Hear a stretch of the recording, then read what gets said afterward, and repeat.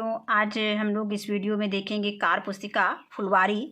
ये कक्षा 4 की पुस्तक है, हिंदी की। तो इसमें आज हम लोग देखेंगे पाठ 1। पाठ 1 है हे जग के स्वामी।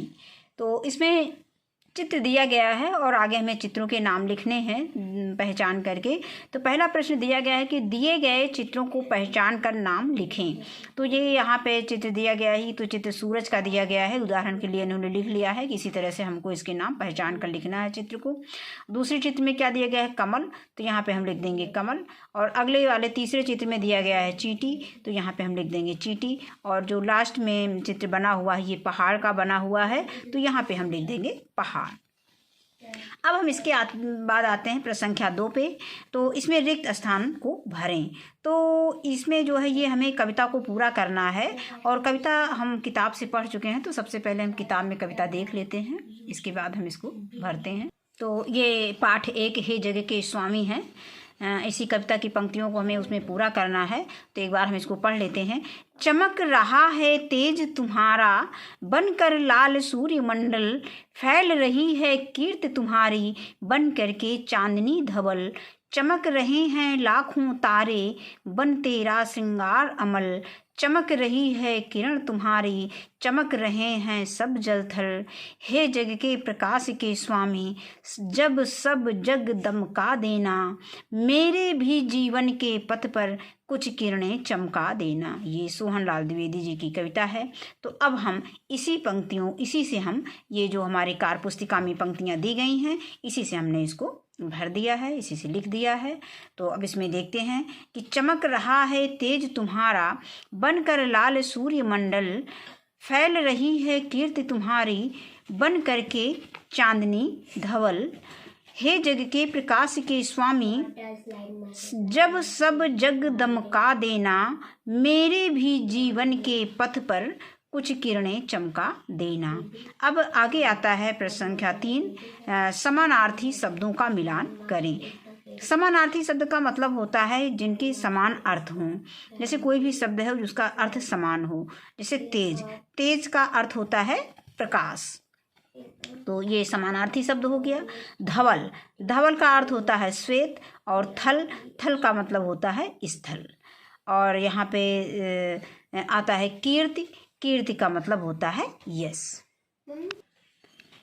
कविता की नंबर प्रश्न संख्या 4 दिया है, कविता की पंक्तियों को सही क्रम में लिखें। तो अभी हमने कविता को पढ़ा था, तो यहाँ पे गलत क्रम दिया गया है, गलत क्रम और सही क्रम में लिखना है। तो बन करके चांदनी धवल, फैल रही कीर्ति तुम्हारी, चमक रहा है तेज तुम्हारा, बनकर लाल सूर्य मंडल।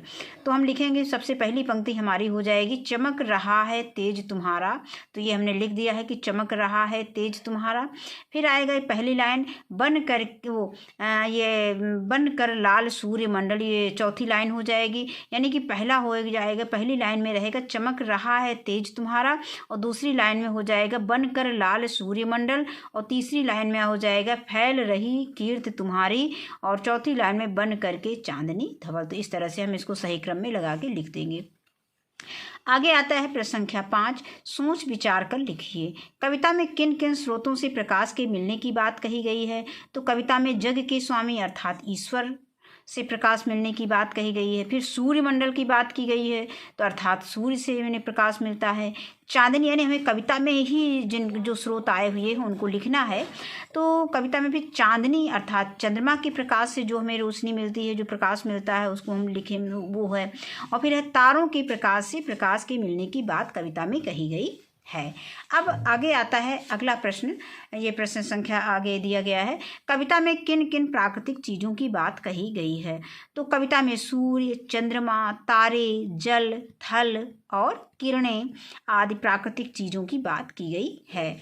आगे आता है अगला प्रश्न है, प्रकाश रूपी जग के स्वामी को कविता में कवि ने किसको माना है। यानी प्रकाश रूपी जग के स्वामी को कविता में कवि ने किसको माना है, तो इसमें ईश्वर को ही माना है। तो वही हम उत्तर में लिख देंगे कि प्रकाश रूपी जग के स्वामी को कविता में कवि ने ईश्वर को माना है। अब आगे आता है पर्यायवाची शब्द।